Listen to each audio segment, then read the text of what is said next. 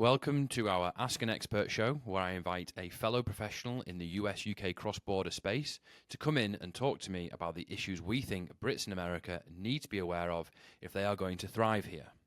My guest today is Aidan Grant.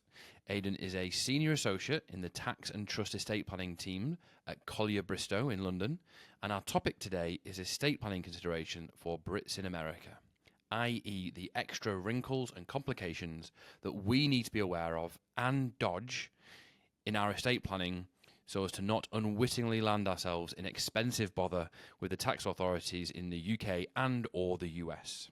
Now, Aidan is the perfect professional to guide us through this topic because not only is this his day job at Collyer Bristow, and not only was Aidan an American by birth, which since then renounced, I believe, but Aidan is also a fellow podcast impresario with his UK USA podcast dedicated to cross-border estate planning for international families.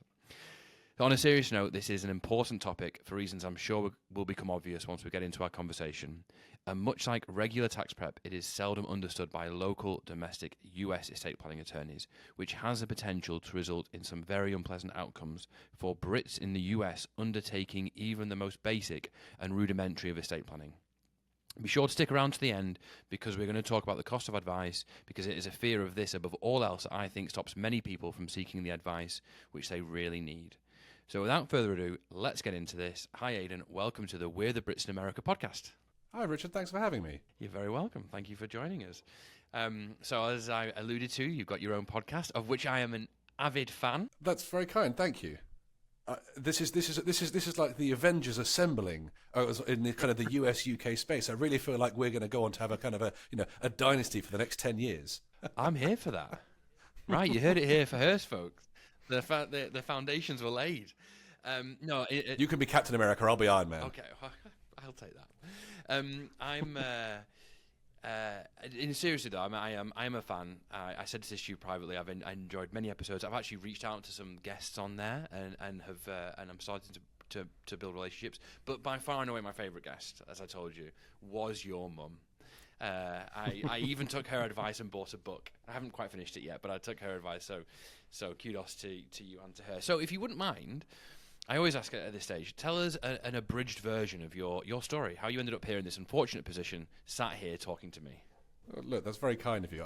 It's a privilege to be able to do this and to be able to reach out to people to talk about what I've always considered, both personally and professionally, are important issues. Because as you very kindly pointed out already, I was born to a mixed US-UK marriage. My mother is still an American citizen. She's been living in the UK now for some decades. I won't divulge how many. I was born in Chicago to a British father and an American mother. I'm a Midwesterner at birth. But you can't tell by the accent. I've been living in the UK now for the best part of 30 plus years. You play a Brit supremely well, I have to say. And until my baseball allegiances come out, and then you'll start to feel some of the American in me. I've been accustomed to the issues that come with cross-border US-UK planning for my whole life because it's something I always knew existed as an American living overseas. It happens to be that in my role as a tax and estate planning lawyer here in the UK, I was able to turn my personal experiences into my professional passions and turning what was a complicating factor into productive solutions for those who I found were in a similar boat to me. And here at Collyer Bristow, we love acting for all people in that kind of US-UK space, not only Americans living in the UK, but as you find through your practice and your podcast, Brits who move to America and still retain that kind of degree of US-UK tax nexus. Wait, was it a conscious career decision? Or was it just you found yourself being involved in tax estates and voila, you leveraged this complication? Law is, something I came to for I think other reasons. I've always enjoyed this area of law broadly on a kind of UK basis. While doing this and having the pleasure of dealing and the privilege of dealing with international clients, it just made sense to start to spend more time dealing with Americans than lots of the other sorts of countries and jurisdictions that we deal with. The fact that it has, personal significance to me is lovely, but it also means I get to travel to the US and see people in the US and have a continuing relationship with the people, with the culture that I've always had a strong bond to. So it was an easy decision for me to start to specialise in this particular space. It's great that you're able to leverage that, because it is a real niche within a niche. This UK US, and it's complex. Like it's a real thorny issue, and experts and expertise are required. And it's great that you've been able to take this. What I can imagine for years must have been in some ways a frustration when you work out that being an American citizen has got many fantastic benefits, but certainly outside the US it can be a burden. And I'm sure for a while there were frustrations, but being able to leverage it into this career must be rewarding. The thing that I actually get the most satisfaction from in many times is addressing the issue that you already raised, which is this perceived and perfectly understandable assumption that because we're dealing with multiple jurisdictions and we're dealing with 2 different tax codes at the same time, for example, that planning necessarily has to be complicated. It doesn't have to be complicated. Planning can still be simple and perfectly suitable for a person in question. The issue is that we maybe have fewer options available. So the analogy I sometimes draw, and it's certainly an analogy I've used on my podcast previously, is imagine it in an investment management or an estate planning perspective. Let's say that the average American, the everyday American who goes down to their local attorney's office, wants to talk about their estate planning. There may be 6 or 7 different doors you could walk through, all of which are perfectly sensible plans. All I'm doing in my guise as a cross-border lawyer and someone who specialises in this type of work is to say, well, let's just quietly close 4 of those doors because we know those aren't going to work for you because they'll impact you adversely in one of the other countries. Now, we've still got 3 very good doors we can walk through, and those 3 doors might be the simplest doors, or one of them might still be the simple door. And it's a perfectly suitable outcome for a client to take that option as part of their estate planning. Whether the client appreciates and knows that I've only given them 3 choices rather than 7 choices, that's my job as an attorney to present those choices to them properly and fairly. But making sure clients feel comfortable knowing that they don't have to make complicated, administratively, bureaucratically complicated decisions is one of my roles, is to break it down and say, let's start from simple and let's only deviate from simple when we have reason to do so because of tax efficiency or because of asset protection, child protection, those kind of things. But let's start with this assumption, mentally and practically, that we can still keep it simple. And that usually ends up with clients and individuals feeling more content at the end. What a fantastic reframing. And that's something I needed to hear, right? And I think this is, and people, anyone listening to this, what you just heard, as I'll go on to explain, is a testament to seeking advice early. And the reason Aidan sees it as simply a reduction of options, but not necessarily complex, and I see it as a complex web of mess, is because I often meet people who are already knee-deep in cross-border stuff, and they've gone through the wrong door, either because they've been poorly advised or because they took no action when they should have taken some action. And before we can tidy stuff up and be proactive, we've got to rectify stuff. Whereas if people seeked out good advice, preemptive advice, so much of the issues I encounter could have been avoided. And it doesn't have to be complex. You've just got a few fewer doors to go through. Yeah, that's it. Yeah, great. Right, I'm going to hold on to that. And anyone listening, seek advice early. Right, so let's get into it. Let's get into this is cross-border estate planning. So the reason we're having this conversation is, well, there's many reasons, right? But the anecdote I told you is Brit comes to America.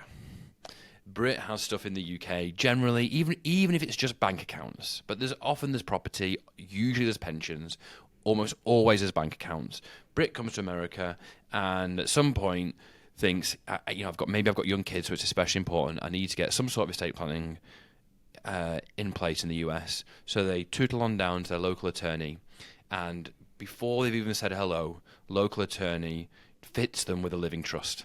I'm being facetious, obviously, right? But it is just estate planning 101. Not in all states, but in a lot of them. And we know that can cause serious problems. And it's all related back to this concept of domicile. So this is I've enough tax knowledge to be dangerous interpretation of this, but we're here really to talk about the extra wrinkles, the complications. A lot of it, I understand, comes down to domicile. So, tell us more. Tell us about domicile. With pleasure. It's important to preface at the beginning that as at the date of this recording, the UK is proposing to rather fundamentally overhaul the way in which it levies taxation on people outside the UK and on what we currently refer to as non-domiciliaries, people who aren't UK domiciled. And so it might be that what I say here isn't going to be relevant in the next 12 or 24 months, but a lot of the principles are still going to remain the same, and so I don't think it affects the underlying sort of thrust of the discussion. When you talk about domicile, what we're actually referring to here is inheritance tax. And inheritance tax, the UK version of estate tax and gift tax in the US, the tax you pay when you die. Aidan, am I right in thinking? Is it a technical definition? Like an estate tax is a tax on an estate, and an inheritance tax is a tax on what you receive? It's a really good question and something that confuses people. In practice, estate tax and inheritance tax in the US and the UK respectively are levied in exactly the same way. If we're being strict according to our terminology, our inheritance tax is in fact an estate tax, because tax is levied at the estate and then the recipient receives the proceeds. Subject to the tax having been taken. You are right. Strictly speaking, inheritance tax is a form of estate tax. Estate tax in the US is a relatively straightforward affair. Where people are US citizens, for example, they are considered domiciliaries under US law, and US estate tax applies. It's quite straightforward. In the UK, it's not quite so straightforward. UK inheritance tax is levied very importantly by reference to your domicile status, as you so kindly teed me up. Domicile status is a kind of wishy-washy, nebulous concept which dates back over centuries under UK common law, all relating to where you, an individual, intend your ultimate home to be. So I, as a UK resident, someone who's been living here for 30 years, consider the UK to be my home. I have no plans to leave the UK, and that makes me a UK domiciliary. You, Richard, for example, have moved to the US, and you may now consider the US to be your indefinite home. You have no intention of going anywhere else, and you are very comfortably settled in the US. You would therefore be someone who the UK refers to as a non-domiciliary, because you are not UK domiciled. And that is a easy thing to say. It is a hard thing to prove. And because of it being a hard thing to prove, the UK has certain, what I'm going to grandiosely refer to as anti-avoidance rules, that say if you fall into one of a number of different camps, then notwithstanding what your state of mind is, because that's ultimately what domicile is, we are going to tax you as if you are a domiciliary, and these are objective tests that we can apply, and we call those the deemed domicile rules, because we deem you to be a domiciliary. We can come on to what those look like and how that impacts when people should be taking UK advice. But the important point to say is, how does domicile affect inheritance tax, and how will it affect your listeners? As a general rule, and as ever in tax law, there are always caveats and exemptions and loopholes, but as a general rule, it is worth assuming that UK inheritance tax is going to be paid on UK assets. So if you have a property in the UK, if you have a bank account in the UK, a general investment account in the UK, it is safe to assume that is going to have inheritance tax levied when an individual passes away, whether or not they live in the UK or not. The key is their non-UK assets, because if you are not UK domiciled, under the current law as it stands, if you are not UK domiciled, your foreign assets outside the UK are not subject to inheritance tax. If you are UK domiciled, as I am, for example, then my worldwide estate, my assets inside and outside the UK, are exposed to inheritance tax. And that is why this issue of domicile status is so important for people moving to the US, because it is going to determine whether the US may or may not have the right of taxation, but whether simultaneously the UK is going to try and tax US wealth to UK inheritance tax, and we want to make sure that if there's any client who's in that exposure band, that they take UK advice as regards their estate planning as well, and so we can, pull the additional levers, as we would say in the UK, levers as the US would say, to make sure that inheritance tax is managed and controlled still during that period.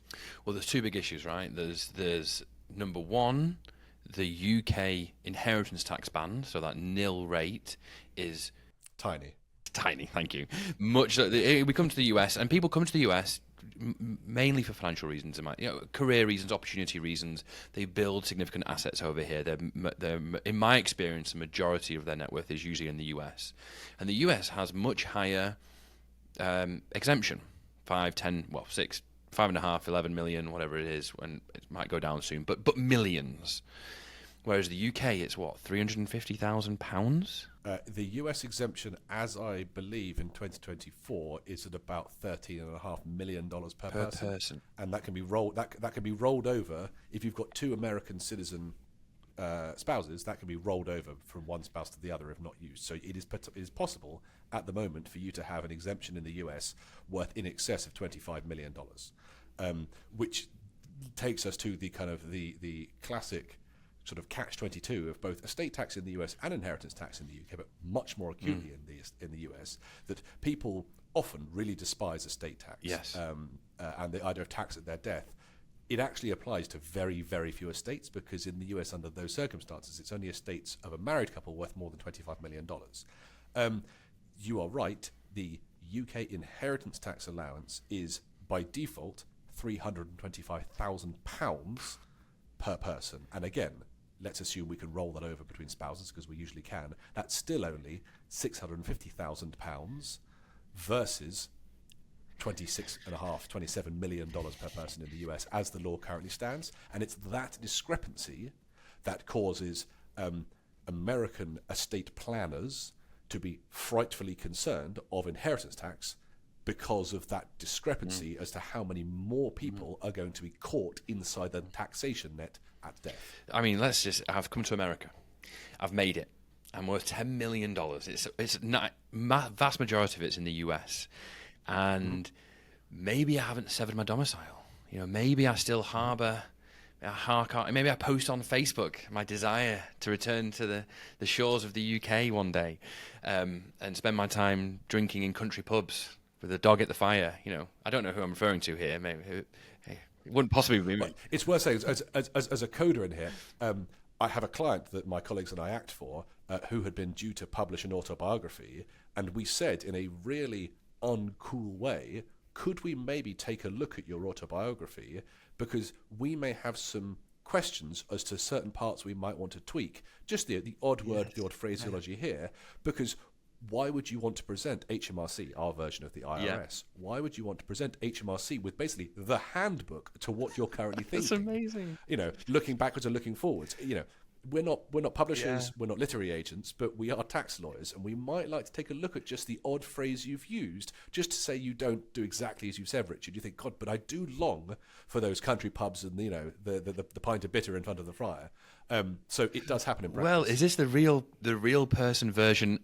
I think I've googled it. I'm not sure it's true. The story of Richard Burton, who spent 28 years or something living in Switzerland to break his domicile to avoid UK inheritance tax, but then sent his ashes or his body to be buried in Wales with drapes in a Welsh flag, and that got him. That allowed the Inland Revenue, as the HMRC were then called, to establish to claim that he was always domiciled in the UK. Is that right? The thing about domiciles, yes, you are right.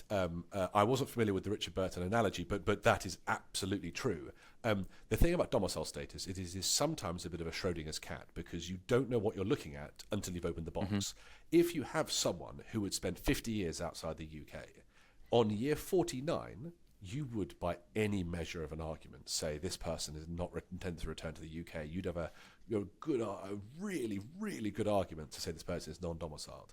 If at year 50, though, they come back to the UK as an elderly person, and then they sadly pass away while they're in the UK, at that point, despite the fact that the previous 49 years had been exactly the same, in year 50, because they've come back to the UK and they then have died, you could see the revenue painting the picture of, well, they ultimately always intended to come back to the UK. They wanted to be in their homeland when they passed away. They got buried in the plot by the church where they grew up. And suddenly, that final year has recharacterized the entire previous lifetime. The analogy I sometimes draw, and I don't know if you're a sports fan, Richard, you're in a English football game, an American soccer game. The game is a 0-0 bore fest, but your team nicks a goal in the 90th minute. Your experience of that entire football game has now changed, because looking back, it was so tense, and then we nicked a goal right at the death. 89 minutes of that game, your experience was exactly the same. And if it had been the other team that had scored, you'd have said it was a horrendous game, despite the fact that 99% of it was exactly the same. It's kind of the same with the domicile rules. What you do at the end can sometimes have that important factor. So it is important to keep your domicile assessment, your estate planning up to date, because it might be that something you've done, and we can come on to this later, something you've done might have caused your domicile to shift, and we need to then reflect on what that means for your plan. Wow. Right, so this is a really common example that we encounter. They've come to America. They're now worth 4, 5, 6 million, whatever. Done well. And by American standards, have no estate planning. No estate tax problem whatsoever. That's all going to your heirs. But by UK standards, you've got £650,000 nil rate ban. Let's call it $1 million. Be generous, call it $1 million. The remaining 4 million potentially. So if you're considered UK domiciled, subject to UK inheritance tax at 40%, that is a vastly different outcome. So, well, that's the first problem, and we've got to talk about how we avoid that, what we do to mitigate it, who's a burden on. But the other problem, which I'm sure we'll talk about in a second, is this issue of living trusts. So let's tackle the first one. Let's tackle what I mentioned first. Like, how do we make sure that doesn't happen to a client or their family? Excellent question. So there are really 3 different high-level ways you can think about planning for that eventuality. One is to say, one is to kick the can down the road, defer tax, and push the tax burden further into the future. We do that through things like a tax-efficient will, making sure that if we leave assets to a surviving spouse, if we have a surviving spouse, because that's a tax-free disposal to the spouse, as I think it is in the US. If you were over the allowance but you did leave money to a spouse, you'd get a marital deduction for estate tax purposes. Same as in the UK. That is, at its basic level, a tax deferral mechanism, because the same amount of money is then going to be taxed on the surviving spouse's later death, but tax deferred is tax saved, so says the old adage, and maybe during the surviving spouse's lifetime we have another way of dealing with the assets. But, number one, push the tax burden down the road. 2, we minimise the amount of the estate that is exposed to inheritance tax. Now, that could be because we give assets away during our lifetime, so we're wealthy enough and privileged enough to have assets surplus to our requirements, and maybe we then start to give assets away to the next generation, to children, to grandchildren, or we invest in assets that qualify for inheritance tax exemption, and there are some assets that qualify for inheritance tax exemption, or we do things like debt planning. So if you have a house with a mortgage on it, you only pay tax on the net equity that you own in the property. You deduct the mortgage off. So you can kind of depress the amount of your estate that's exposed to inheritance tax.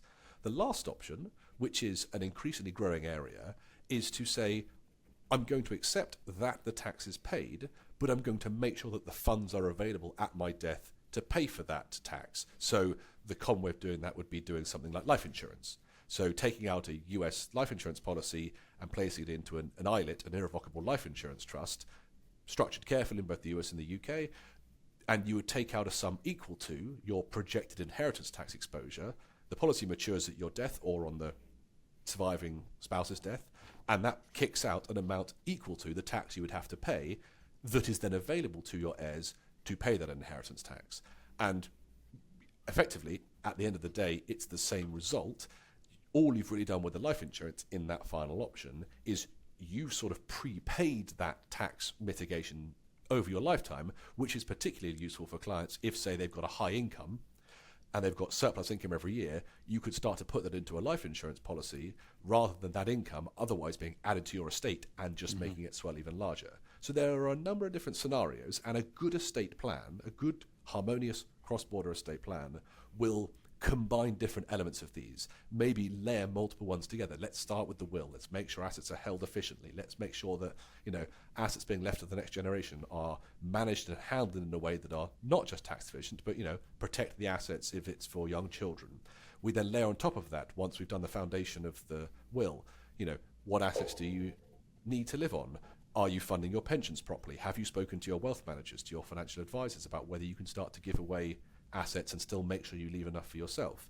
And then on top of that, you then look to some of these other avenues like life insurance. So no one good estate plan focuses solely on one issue alone or one solution alone. You kind of layer and you diversify your estate plan so that you've got as many different ways as possible in shielding the assets. Aidan, this is am I right in thinking this is for the person for whom the domicile question is unclear, maybe, or they are UK domiciled in the US? What about if, and correct me if I'm wrong, but what about if I'm saying, but Aidan, I'm definitely not UK. Well, I think I'm not UK domiciled. I'm not going back. How do I prove this? So it's worth saying that all of this, yes, you're right. This is most important for those people who might still be UK domiciled. But if you've been in the US for 20 years but still keep a sizable UK estate, let's say you've not sold your UK home, you owned it, you bought it in the 1980s, you moved to the US in the year 2000, but you've just kind of kept it as a investment or as a pied-à-terre, or you come back and spend time in the UK occasionally, that house is going to have risen in value quite considerably, especially if it's in London. You could be left with quite a sizable UK estate, even if it's like the rump of your estate. That allowance is only £650,000. A property in London, a bank account, an investment account, these things clubbed together could quite easily weigh positively on the inheritance tax scale. So number one, I would say even if you are not UK domiciled, those individuals who have UK assets, this is still planning that needs to, they need to think about really carefully. In terms of how do we evidence it, it's in kind of one of two ways. Domicile status is ultimately, I mentioned previously, a state of mind test. It's a subjective test. That is impossible to prove, otherwise we would just all say we're non-domiciled. It is certainly possible, taken appropriate legal advice, to put together a domicile statement in collaboration with a lawyer, which says, considering the following facts, I hereby state that I am not a UK domiciliary for the following reasons. Now, again, you shouldn't just put one of those in place without having taken the advice that it's appropriate for you to put it in place. Otherwise, it's not really worth the paper it's written on. It might be a factor to write down saying, I am not a UK domiciliary, but if all of the facts and circumstances in practice completely weigh against you, then HMRC are going to say, that's great, but we don't care. You clearly are UK domiciled. So that is way number one. Way number two is to make sure you've taken advice to look at these deemed domicile rules to say either, am I confident that either, one, I'm no longer a deemed domiciliary while I'm in the US, and two, if there is any prospect of me returning to the UK, would I be caught as a domiciliary when I return to the UK? So let me give you kind of one example for your clients in the US, since that's the kind of the focus of this podcast. There will come a point at which someone goes from being a UK domiciliary to being a non-domiciliary. Whatever date X is, it could be the day they step off the plane at JFK.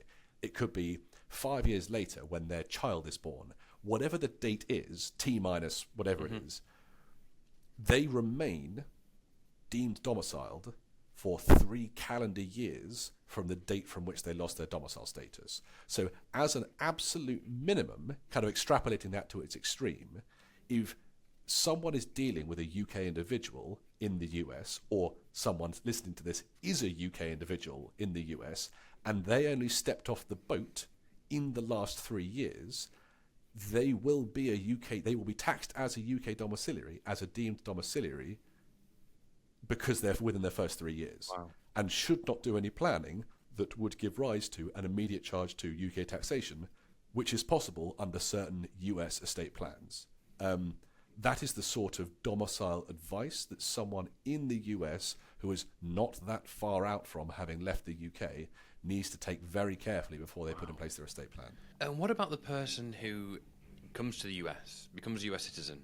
At which point, am I right in thinking I mean, even before that, when they get the legal permanent residency, the US considers them a domicile and subjects them to their estate tax. It might not apply, but they're subject to the regime. You've been here for 1 decade, 2 decades, 3 decades, but we're expats. You can never be certain. There's always a chance you're going to go back, and maybe you do pine for certain aspects of the UK. There's always a chance, and you talk about it to the point where the UK could deem you consider you a domicile, having never broken it. So you could technically be both domiciled in the US and the UK. And then, correct. Am I right in thinking, so the US considers you domiciled, the UK considers you domiciled, you've got a estate of 5 million, so the US don't really care because they're not losing any revenue. The UK is going to come at it. So you lose a load of money there. Potentially, we'll come on to that. Okay, but let's say you're worth 50 million. So now the US wants to get involved. Who gets first dibs over this? Yeah, I thought that's where you're going to go. So this is then when we get to the next level we get to really the stuff the lawyers really like. So it is entirely possible, you're exactly right, Richard, that there are circumstances where both countries will try and tax you. This goes to a tax treaty that we have with the US. So the UK and the US have 2 different tax treaties. We've got like an income tax, what we call the double tax treaty. That deals with things like pensions and your salary and stuff like that. We also, the UK, have a gift and estate tax treaty, known as the capital taxes treaty, colloquially, with the US as well, which deals with estate tax and inheritance tax. And it says a couple of different things. It sets out, in circumstances where both countries will try and tax you, which country has the right of taxation. You take the most straightforward example, real estate is always taxed primarily in the country in which it's located. So if you have a UK property, the UK is always going to have the first bite of the cherry at that asset. If you have a condo in Florida, the US is always going to have the right to tax that to estate tax first. You are exactly right that if you are a UK domiciliary living in the US, and let's say you're a US citizen, you are a domiciliary of both countries at the same time. Exactly as the same way as if you were a US citizen and you come to the UK and spend more than 15 consecutive years in the UK, you are a domiciliary of both countries again. In those circumstances, the tax treaty has a series of what we call tiebreaker tests that say which country, after these kind of bouts, after these fights, which country has the right to claim you as a domiciliary, and there are certain tax consequences that flow from those. And so it might be, depending on the circumstances, it might be that a individual's UK estate isn't actually as exposed to UK inheritance tax as we at first feared, because it might be that the treaty gives them some kind of relief if the US wins those kind of tiebreaker tests. This is why I said at the beginning, the default position is to assume that the UK estate is going to suffer inheritance tax. It might be, if we lawyers work hard and we collaborate closely with the financial advisors, that we can actually extract more of the UK wealth out of the inheritance tax net, but that's for reasons that are sort of boring, lawyerly and technical. We certainly don't usually construct estate plans on the assumption that we're going to be able to do that. You kind of take a robust, cautious approach with your estate plan, assume that inheritance tax is going to apply, and if it doesn't apply, then kind of so much the better. You know, I'm just thinking of, when we're having these conversations, like I've got real life situations going through my head, and I think of all our clients and people we speak to who are staying here. You know, there are a lot of people are unsure, and then a lot of people, I speak to them 1 year and they're definitely never going back, and then 5 years later things change. But a lot of clients, the majority we speak to are staying here. A lot of them plan on spending more time in the UK in retirement. A lot of them have ambitions to buy a property there and like split between the US and the UK. Keep the US as their primary residence for tax purposes, like not go over not become a tax resident in the UK. Oh, that's a big Yeah, topic. well, yeah. Yes, Yes, let's assume that. The various ties and the days, all that, yeah. But let's assume they achieve that. They take good cross-border tax advice. That's the next episode. We can do that then. I think, as a non-lawyer, that gives HMRC an option to look at it and say, yeah, you were a tax resident in America, yeah, you were a US citizen, but you clearly had significant ties here, and we deem you domiciled. And Yes. these are clients who are worth between 2 and 10 million, maybe. That's a lot of money at risk. A lot. Yeah. So the sorts of things we look at when we are advising a client on their domicile status is we will say, where are their financial ties closer? Where do they keep most of their wealth? Where are their business interests? Where do they draw most of their salary from? Where is their financial sort of focus located? Where are their familial ties? Do they have a husband or wife in the US with them? Where are their kids? Are their kids back in the UK? Is there a pull back to the UK to see the kids or the grandkids? When they come back, what are they doing while they're back here? Are they meeting business interests or are they seeing family? Where are their sort of socio-cultural ties? It may sound a bit flippant, but we do genuinely have discussions sometimes with clients where we go, well, where's your gym membership? Do you have a gym membership in the US and the UK? Where are you registered to vote? When was the last time you voted in the UK election? Because really? if you vote in the How UK very election, topical. that shows you've got a very topical indeed. It shows you're And thinking about you've the got future you've got of vested your interest in it. Or country. not vested interest, but you're still exactly. engaged in that. You still yes. Exactly. Are you a member of the Rotary Club or the WI or other sort of local sort of associations? Where's your doctor? All of these things are about presenting a life in America that is permanent and not incidental, and tangential historic ties, by all means, to the UK. So, I have left my family behind. My daughter is still in the UK. She's got a family in the UK, and I love to go and visit my daughter and her children as a doting grandparent. Of course, why would I not want to come back and do that? But that is not to say that my life is not in America, and I have no desire to leave America. It might be that person in that sort of hypothetical scenario does, in the future, shift their mindset again. Maybe they get older, they get frail or infirm, and they decide, you know what, I'm going to come back to the UK because that's where my family is, and if I need to be cared for, I want to make sure I'm near my family. Or maybe the daughter suggests, maybe you could come back and be closer to me, Dad, because then I can then help look after you. It might be that your mindset does shift in the future, and that's why I said previously, domicile as regards an estate plan is an evolving and ongoing test that you need to kind of reflect on, because it might be that 10 years ago you were obviously not a domiciliary, and in the future you might become one again. And if you actually return to the UK, the chances of those things being the case heighten sort of manifestly. We talk on someone who's worth several $1 million. We're talking millions of dollars at stake here. And Correct. What you just painted out is a tapestry of facts and considerations, and you want one side to be much heavier than the other. And if I can just paraphrase a lot of what you said and what I've taken from it, don't leave it to HMRC to put the pieces together on your death. Be proactive. There is nothing there.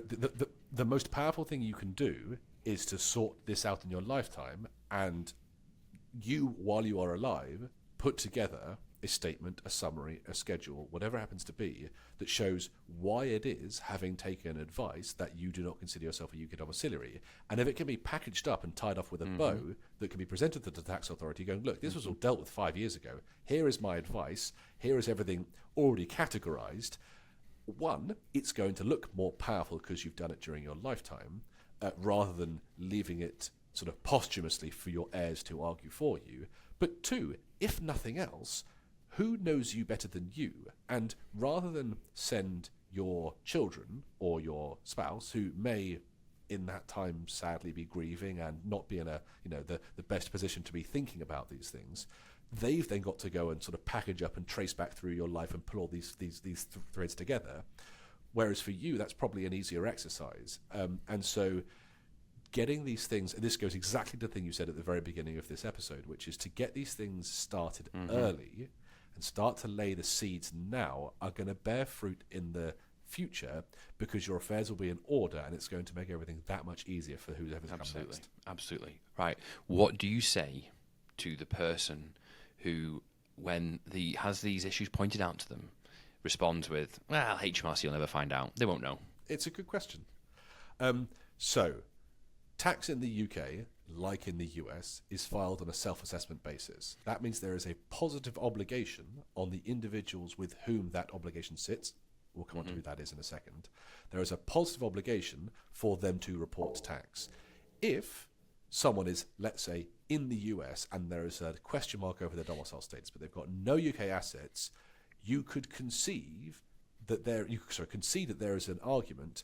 How is HMRC ever going to know about it? I, as a lawyer, have to advise my clients on their legal obligations. In practice, just like in the US, HMRC does not audit every tax return. However, HMRC and the IRS are getting increasingly clever and more sophisticated in how they share and transfer data and information between each other. And so you have to assume that if the data and the information exists, it is capable of being looked at by a foreign tax authority. If you are someone who has UK assets, then your executors are quite likely going to be obliged to file an inheritance tax return at your death, because you need to file an inheritance tax return in order to apply for a grant of probate, which is the document you need when someone passes away to transfer title to the assets from the name of the decedent to the beneficiaries, to the heirs, unless you have joint property or something, which means the assets pass automatically outside of the probate process. But you need to file for a grant of probate. And HMRC is not going to sign off on and let you apply for a grant of probate until they are satisfied with the inheritance tax position. And part of that inheritance tax form will say, do you consider, this is to the executors, the people who have the responsibility to report and pay the tax, do you, the executors, consider that the decedent was a domiciliary? Yes, no, if no, why? And separately, there is a box that says, what was the value of the individual's estate outside the UK? And again, you are required to disclose on a proportionate and reasonable basis, having taken, appropriate investigations, what the value of that foreign wealth was. And so if you say, in your client's example, Richard, you mentioned, yes, fine, they only had £1 million worth, $1 million of assets in the UK, but they had $6 million overseas, you are obliged to put $6 million in that box on the inheritance tax return. HMRC then knows, should they so desire to look at the form, I have someone in front of me here who is claiming non-domicile status as regards their $6 million of wealth overseas. That is all on the executors to publish on a self-assessment basis, and it is my responsibility as an advisor, as a lawyer, to make sure that executors know what their obligations are, because the risks of it going wrong and interest and penalties being levied is only going to make make the issue worse further down the line. Okay, so, and this is going to apply if you've got anything in the UK, right? An account. You're going to need a probate to shut down an account. In a manner of speaking, it's always, again, like I said at the beginning, work on the basis that, yes, you will need a grant of probate. In practice, if you have, let's say, a bank account, and that bank account is of a small sum, and let's say that bank account has less than £5,000 in it, most of the high street banks these days, and it varies bank to bank, will sometimes release assets without a grant of probate, because the administration needed to process that form is not worth it for the amount of money that they hold. But if you have property in an individual's name, if you have an investment account, if you own some shares in BP or BT or something like that, or you've got a sizable amount of money in an investment account, it is absolutely worth assuming you are going to have to file an inheritance tax to return, because you are going to need a grant of probate. And let's just reiterate a point you made. Like, even if you do only have the account and it might get paid out, you're not. You might be escaping scrutiny now, maybe forever. But do you really want to be playing that game? Do you really want that hanging over you? I wouldn't want that hanging over me historically. I certainly want that hanging over me now in this AI environment and this cooperation between authorities that you were referring to. If you want to play that game, good for you. But That is a dangerous game to play. The solution is not to let it get to that point. The solution is to have done your estate planning properly to mean that that is covered. So, is the value of the UK estate over the nil rate band allowances? Is the value of the estate going to be suffering tax? If so, let's get that below the allowance. If we think there is a lingering issue of domicile status before or after the UK tax rules change, so whatever, this also includes whatever the rules are going to be in the future, if we think there is a lingering consequence of the worldwide estate being exposed to inheritance tax, let's take some proactive steps to make sure that that position is covered so we don't end up in this position, rather than leaving our executors grappling with that kind of sword of Damocles hanging over their head to say, I'd really don't, if I disclose to HMRC, I'm putting my dad's estate at risk of a huge amount of inheritance tax. Don't even let it get to that position. Do your estate planning early and avoid that position in the first place. I endorse this message. Aidan, look, this is great stuff. This is really great stuff. This is why I wanted you on, honestly. We've already been talking for 45 minutes, so I think what we should do, we've got loads to cover yet. So I think what we should do, I think we should wrap it up there, and then we should get you back on, and we should cover living trusts, the problems I alluded to before that we see when people walk past a local estate planning office, trusts in general. I'd like to get into when someone should be consulting a UK lawyer in addition to the US lawyer, and we'll cover off some examples, and then what that might look like. So if you're open to coming back on to talk about those things, I'd be very grateful. I'd be delighted to. Super. All right, well, in that case, we'll see you soon.